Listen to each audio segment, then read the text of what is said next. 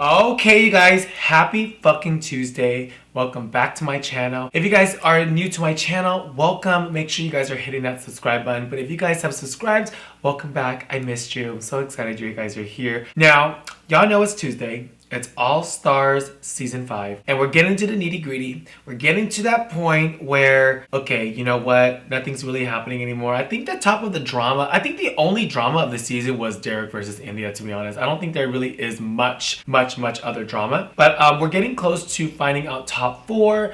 And then that just basically means we're getting really close to crowning the next All-Star Queen. Before we start, I want to thank everyone that has been buying merch off KimoraSupply.com. If you guys haven't checked out KimoraSupply.com, go ahead and check out my personal website. It has a lot of exclusive merch. But in the meantime, you guys, let's just go ahead and jump into this All-Stars review. Let's go right into the challenge. Now, sew-in challenges are also one of my favorite episodes of the show because you get to really see the queens really be themselves, see what they know how to do or what they can do when it comes to sewing. It's a very interesting episode, and let me tell you why. Now, a lot of queens I know, including myself, bitch, I don't sew. I don't know how to sew. I probably know how to do like a one-way stitch and that is it. I mean, I think it's amazing when queens can sew and lip sync and perform because you are a very well-rounded queen. That being said, just because you don't sew doesn't mean you're any less than anybody that can't sew. I'm just gonna put that out there. It does not matter. When it comes to the sewing challenge for an episode on RuPaul's Drag Race, I get so excited because you get to really see the queen step out the box to be very creative. And I think it's great when there's also a theme. So this All-Stars episode, the theme was, what was it? Barbecue, backyard barbecue kind of thing.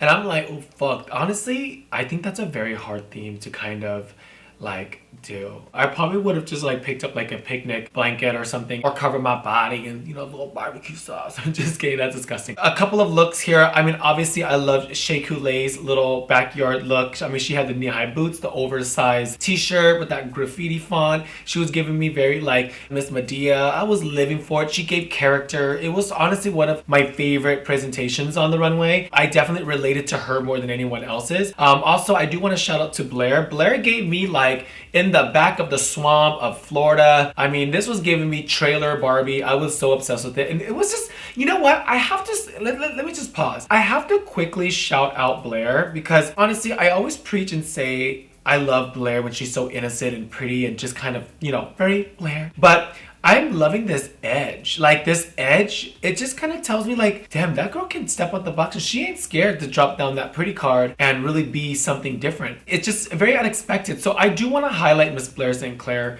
because I don't think she's getting a lot of recognition for what she's doing. I do want to say my favorite look on the runway is Jujubee. I loved her look. I think starting off with her big oversized hat. Now that was the hat that I've been trying to look for forever. So I'm kind of pissed off that she came on that runway before me because that's a hat that I've been trying to literally buy forever. This hot yellow, hot pink, watermelon fantasy, I'm living for it. I mean, it's so simple, but it was just to the point. Like that's the girl that I would probably dress like if I went to a barbecue. Now I don't go to barbecues, girl. Isn't barbecues like when they eat outside? Like I said, the look was exquisite. And it was just a dress. I loved it. For someone that can't sew and doesn't really sew, I mean, hello, hi. Another one, shout out to Miss Cracker and Miss Alexis. I mean, they were the least of my favorite looks. You know what? I actually live for Alexis. She was giving me like Latina Barbie down the street, going to the barbecue, had no idea what house she's at. I was living for it. I got the comedy from it. I got the whole thing, but I think now because we're getting to the nitty gritty top 5, you start to really see which ones that really want it and pull out, you know? God, let's go ahead and get into the eliminations now. It's just crazy because now all the queens will have to fight for the top spot because that is the only way you're going to be safe. I feel like that should have been the game the entire time. Like you're either on top or you're not. When you're being safe, it's almost like a slap in the face because you don't know if you suck or not, you know? So I feel like, I mean, safe, oh, girl, don't get me wrong, safe is sickening. You know, safe is fine, I'll take it. But I think also safe, for a queen that wants to be there that bad and want recognition and want to better herself to make it to the top, I think safe is really hard to tell where you stand in the competition. And it's also like a reputation I feel like you don't really want. Bitch, I'm gonna go home hard and know what I did as well and I did great and I go home with my head standing up, or I win. Safe is just kind of like, girl, you fine. You know? It's like, what? Am I good? Am I not? So we have Miss Cracker that won. Congratulations, Miss Cracker, for winning. I thought Jujubee should have won. I feel like her look, her story, which is kind of more better. But I mean, like I said, I mean, they're all kind of just kind of going like this. You know, some gets better, some gets not, some's rocky, some's not. So we're starting to really see who really wants it. We're getting so close to the finish line. We're getting so close to crowning All-Stars Queen. Okay. The biggest gag, you know who I was excited to see? Was Miss Roxy Andrews.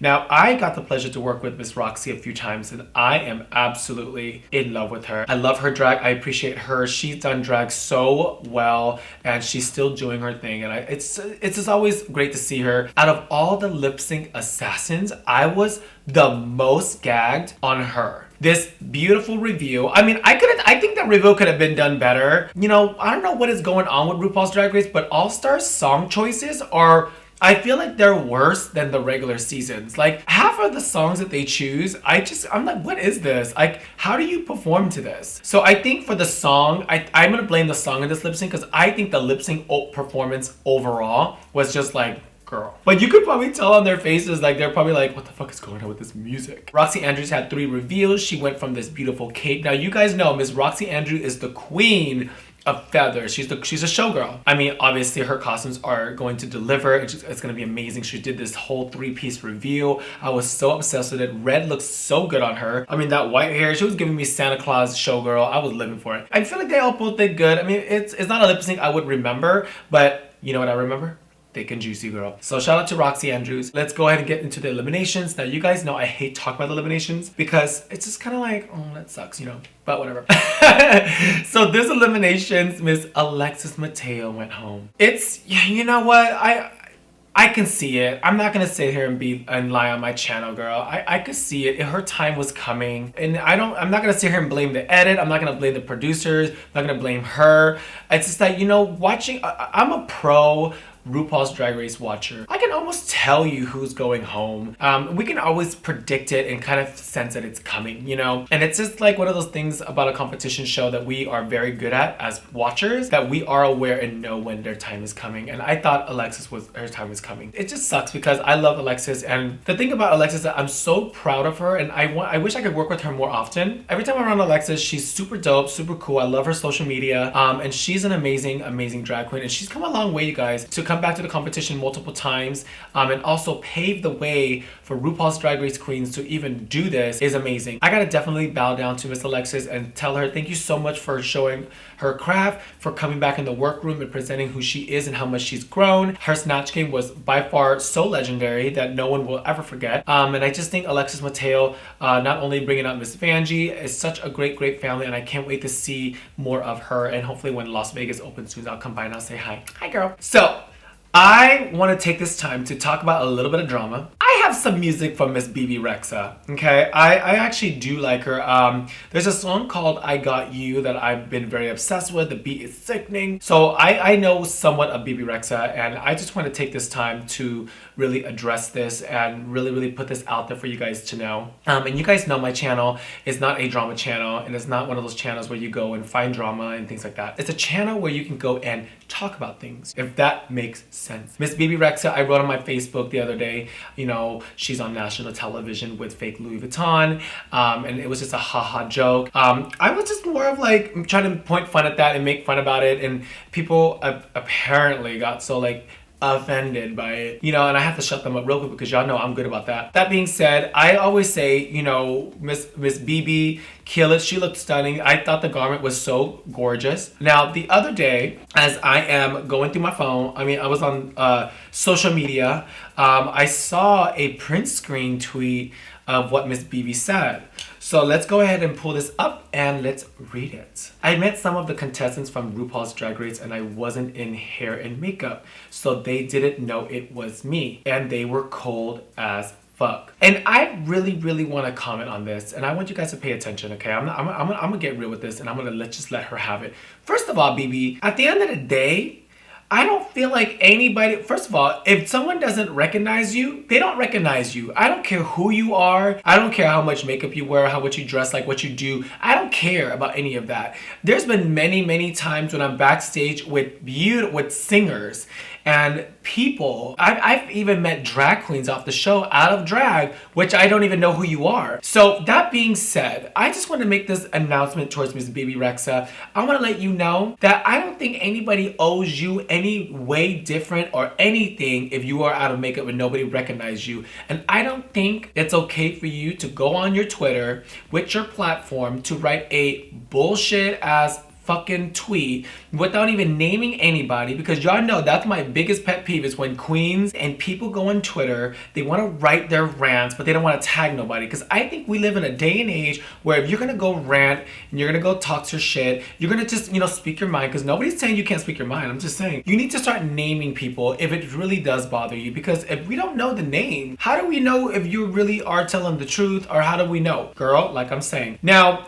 I've been in many back rooms and many dressing rooms and backstage and things like that where I am out of drag and no one recognizes me, and that's fucking amazing. First of all, I do my transformation is pretty legit, but I don't get offended if no one recognizes me. But for you to go on your platform and your tweet was about queens, I don't know who you're talking about, but you need to address them. But other than that, I'm not trying to say it's okay for people to be cold, because we don't know. But I'm just saying it's almost like if people don't recognize you, they don't recognize you. It's no one's fault. It's no one's problem. If that's the case, then girl, then walk around 100% and put on makeup. Walk around with your look, girl, because let me tell you something. I've been backstage with many people and I have no idea who they are. And it's fine, and I don't care. If you're gonna get mad about it, there's better things to be mad about than getting mad at the fact that nobody recognized you. I'm good. So, Miss Bea Rexha, I'm Kimora Blac. Make sure you subscribe to my channel. But that being said, I hope you guys had a great time reviewing this with me. I hope you guys had a great time just enjoying RuPaul's Drag Race All-Stars. I know it's the one of the things that's kind of keeping me, you know, sane right now and just keeping me together. I love my Fridays at 5 o'clock, girl, because I'll be like, oh my God, what am I gonna do? You know, okay, I'm just gonna say it. My vote right now is Miss Shea Coulee. Honestly, that's who I would love to see win. I think all the other contestants are amazing. I think they are amazing, legendary drag queens that I would never forget. But I just, something about Shea and that want and need. Honestly, Miss Shea, she wants it. It's just, oh, let me get this frizz. How come y'all didn't even tell me about this frizz, mama? I love Shea, and just, you know, being on season 9 with her was so much fun, and I just think she should win. You know what? I think she should win. I think they all should win, girl. Like, I love All-Stars, and I don't even care who wins, because they're all just great. They're fucking fabulous. That being said, I hope you guys enjoyed this review. Shout out to Miss Bea Rexha for that tweet. Definitely entertained me for 5 minutes. Like I said, you guys, if you guys are out in drag, let me tell you, this is to my fellow queens out there, all my baby queens in every single city. If you're gonna get mad at someone because they don't recognize you, shame on you. That is some petty shit. I don't support that. I love you guys so much. If you guys are new to my channel, subscribe, because I have some great things coming up this week and moving forward. And then also, if you guys are returning to my channel, thank you so much for coming back and seeing me. I love you guys so much, and I will see you guys this week.